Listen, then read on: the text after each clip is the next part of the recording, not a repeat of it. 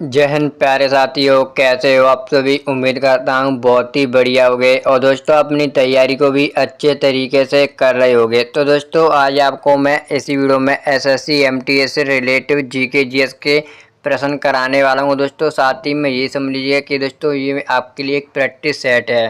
तो दोस्तों आपको कमेंट करके बताना कि आपने इस वीडियो में कितने प्रश्न राइट किए हैं और कितने प्रश्न वो अटेम्प्ट किए हैं। तो दोस्तों आपको इस वीडियो को एंड तक जरूर देखना है। तो चलिए दोस्तों बिना किसी देरी के वीडियो को शुरू करते हैं।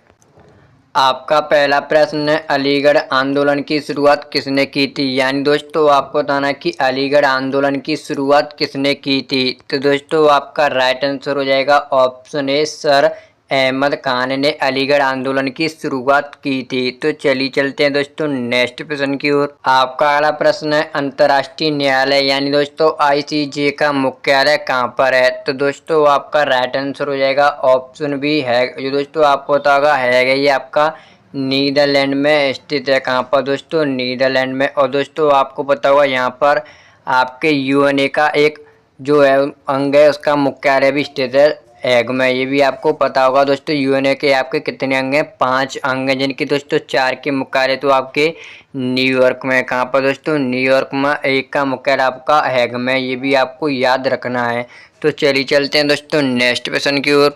आपका अगला प्रश्न है, साइमन कमीशन भारत कब आया था। यानी दोस्तों आपको बताना है कि साइमन कमीशन भारत कब आया था। तो दोस्तों आपका राइट आंसर हो जाएगा ऑप्शन बी, 1928 को साइमन कमीशन भारत आया था। अगर दोस्तों मैं आपसे बात करूं कि साइमन कमीशन का गठन कब हुआ, तो दोस्तों आपको पता होना चाहिए इसका गठन 1927 ईस्वी में हुआ था। और दोस्तों इस टाइम आपका वायसराय था इरविन। कौन दोस्तों, इरविन। दोस्तों आपको पता होगा इरविन और महात्मा गांधी के मध्य आपका समझौता हुआ था, जिसे दिल्ली पैक्ट के नाम से भी जानते हैं। और दोस्तों महात्मा गांधी इरविन समझौता भी बोलते हैं, जो दोस्तों आपका 1931 ईस्वी में हुआ था। और दोस्तों 1931 में इस टाइम में आपका दूसरा गोलमेज सम्मेलन चल रहा था। ये भी आपको पता होगा दोस्तों, महात्मा गांधी ने दूसरे गोलमेज सम्मेलन में ही भाग लिया था।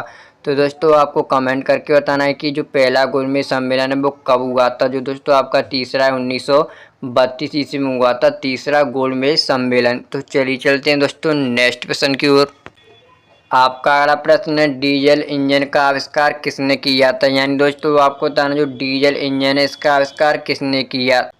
तो आपका राइट आंसर होगा दोस्तों ऑप्शन बी, रूडोल्फ डीजल ने डीजल इंजन का आविष्कार किया था। तो चलिए चलते हैं दोस्तों नेक्स्ट प्रश्न की ओर। आपका अगला प्रश्न है, संविधान सभा की पहली बैठक कब हुई थी। यानी दोस्तों आपको बताना है संविधान सभा की पहली बैठक कब हुई थी।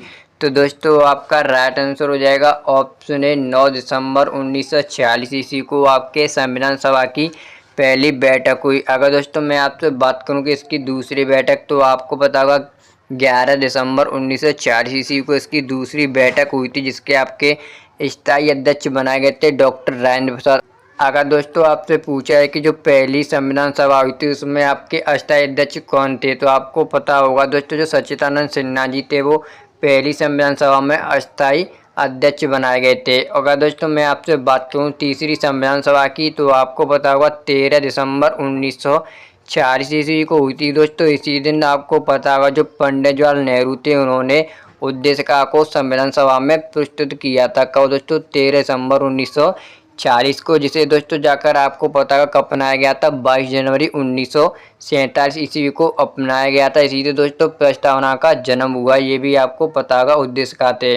अगर दोस्तों मैं आपसे बात करूं वहीं 26 जनवरी 1950 की, तो आपको पता होगा जो अपना संविधान है वो लागू हुआ था 26 जनवरी 1950 को। और दोस्तों अगर मैं आपसे बात करूं जो संविधान इसे अपनाया कब गया, तो आपको पता हो जाएगा दोस्तों 26 नवंबर 1949 ईस्वी को संविधान को अपनाया गया था संविधान सभा द्वारा। जब दोस्तों ये लागू हुआ था, इसमें आपको पता होगा 395 अनुच्छेद थे, आपके 8 अनुसूचियाँ थी। कितनी दोस्तों, 8। और दोस्तों आपके इसमें 22 भाग थे। कितने दोस्तों, 22। और दोस्तों आपको मैं वर्तमान की बात करूं तो वर्तमान में 448 आपके अनुच्छेद हैं, 25 भाग हैं और 12 अनुसूचियाँ हैं। कितनी दोस्तों, 12 अनुसूचियाँ हैं।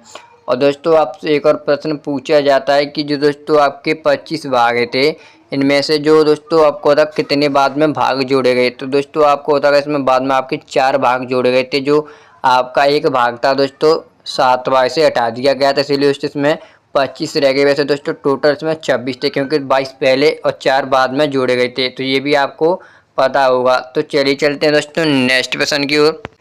आपका अगला प्रश्न, संगम साहित्य किस भाषा में लिखा गया था? यानी दोस्तों आपको बताना जो संगम साहित्य है वो किस भाषा में लिखा गया था। तो दोस्तों आपका राइट आंसर हो जाएगा ऑप्शन बी, तमिल भाषा में। तो चलिए चलते हैं दोस्तों नेक्स्ट प्रश्न की ओर। आपका अगला प्रश्न, द्रविड़ आंदोलन की शुरुआत कहाँ से हुई थी? यानी दोस्तों आपको बताना जो द्रविड़ आंदोलन है इसकी शुरुआत कहाँ से हुई।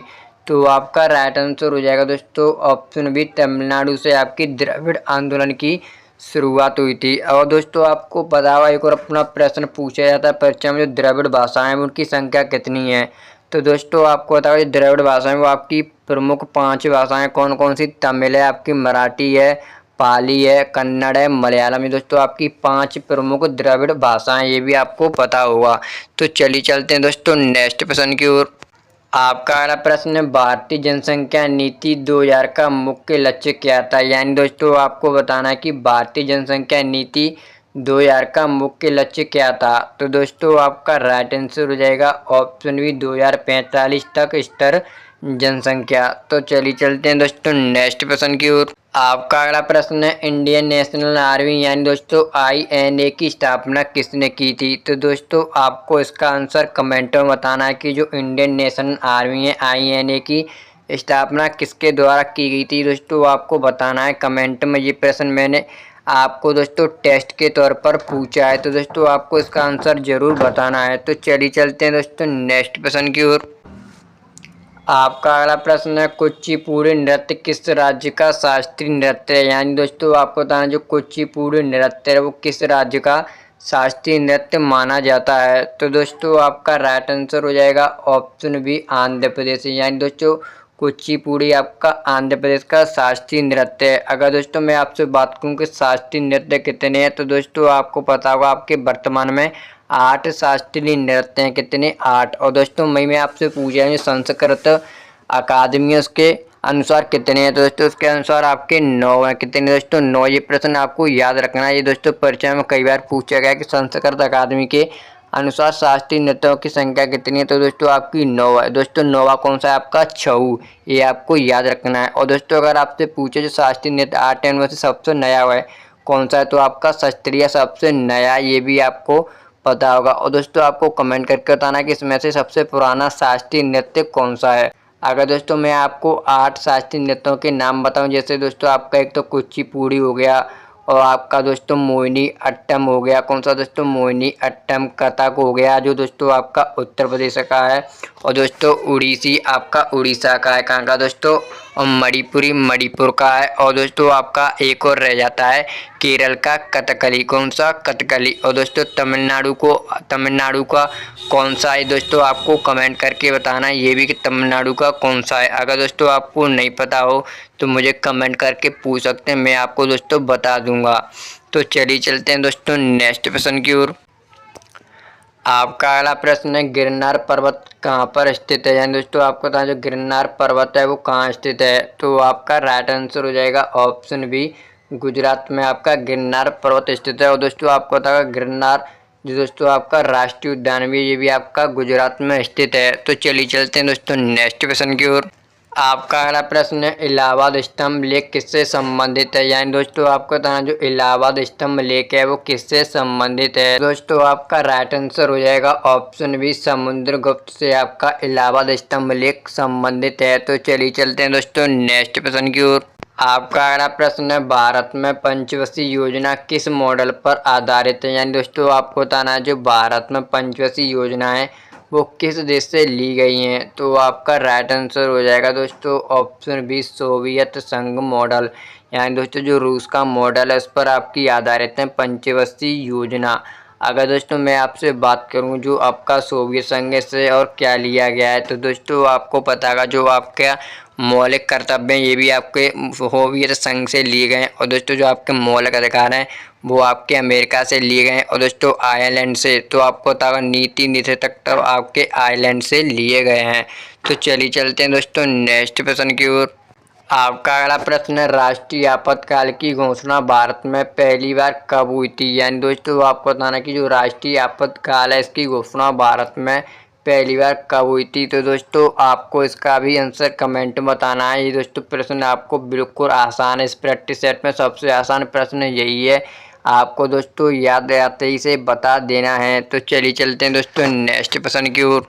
आपका अगला प्रश्न है, जावर की खान किस खनिज के लिए प्रसिद्ध है। यानी दोस्तों जो आपकी जावर की खान है वो किस खनिज के लिए प्रसिद्ध है। तो आपका राइट आंसर हो जाएगा ऑप्शन ए तांबा। तो चलिए चलते हैं दोस्तों नेक्स्ट प्रश्न की ओर। आपका अगला प्रश्न है, चोल वंश की राजधानी कौन सी थी। यानी दोस्तों आपको बताना जो चोल वंश है उसकी राजधानी कौन सी थी। तो आपका राइट आंसर हो जाएगा दोस्तों ऑप्शन ए तंजौर, जो आपके चोल वंश की राजधानी हुआ करती थी। तो चलिए चलते हैं दोस्तों नेक्स्ट प्रश्न की ओर। आपका अगला प्रश्न है, पुलिकट झील किस राज्य में स्थित है। यानी दोस्तों आपको बताना जो पुलिकट झील है वो किस राज्य में स्थित है। तो आपका राइट आंसर हो जाएगा दोस्तों ऑप्शन डी, आंध्र प्रदेश में आपकी पुलिकट झील स्थित है। अगर दोस्तों मैं आपसे बात करूं कि भारत की एकमात्र ऐसी कौन सी झील है जिस पर दोस्तों तैरता हुआ राष्ट्रीय उद्यान स्थित है, दोस्तों आपको कमेंट करके जरूर बताना है। अगर दोस्तों आपको नहीं पता हो तो मैं आपको हिंट देता हूं, जो दोस्तों आपकी मणिपुर में स्थित है। और दोस्तों ये आपको देख लेना है कि मणिपुर में कौन सी झील है। और अगर दोस्तों मैं आपसे बात करूं कि भारत की सबसे लंबी झील कौन सी है, तो वो दोस्तों आपकी वेम्बनाड झील है, दोस्तों आपकी महाराष्ट्र में स्थित है। भारत की सबसे लंबी झील है जिसकी दोस्तों लंबाई आपसे पूछी है तो 96 किलोमीटर की लंबाई है। किसकी दोस्तों, वेम्बनाड झील की, जो आपकी महाराष्ट्र में स्थित है। और वहीं दोस्तों अब मैं आपसे बात करूं कि भारत की मीठे पानी की झील, तो दोस्तों आपकी बुलर झील है मीठे पानी की। अगर आपसे खारे पानी की पूछी जाए तो वो आपकी दोस्तों चिल्का झील है। तो चलिए चलते हैं दोस्तों नेक्स्ट प्रश्न की ओर। आपका अगला प्रश्न है, आईने अकबरी किसने लिखी है। यानी दोस्तों आपको बताना जो आईने अकबरी है वो किसके द्वारा लिखी गई है। तो आपका राइट आंसर हो जाएगा दोस्तों ऑप्शन ए अबुल फजल। यानी दोस्तों जो आईने अकबरी है वो अबुल फजल द्वारा लिखी गई है। तो दोस्तों जो आज की हमारी वीडियो थी वो यहीं पर समाप्त होती है। अगर आपको वीडियो अच्छी लगी हो तो वीडियो को लाइक और दोस्तों चैनल को सब्सक्राइब जरूर कर लेना है। तो दोस्तों आपको कमेंट करके जरूर बताना है कि आपने आखिर में कितने प्रश्न वो राइट किए और कितने प्रश्न अटेम्प्ट किए थे। तो चलिए दोस्तों मिलते हैं नेक्स्ट वीडियो में। जय हिंद जय भारत।